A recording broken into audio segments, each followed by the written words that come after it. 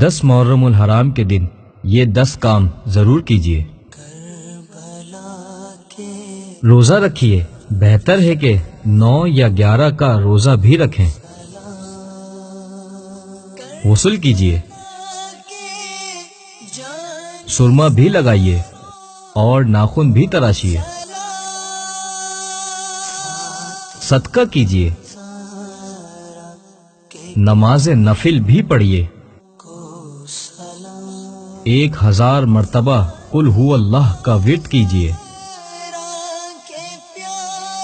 علماء کی زیارت کیجیے، یتیم کے سر پر ہاتھ پھیریے۔ اپنے اہل و عیال کے رزق میں اضافہ کیجیے۔ مریضوں کی بیمار پرسی کیجیے۔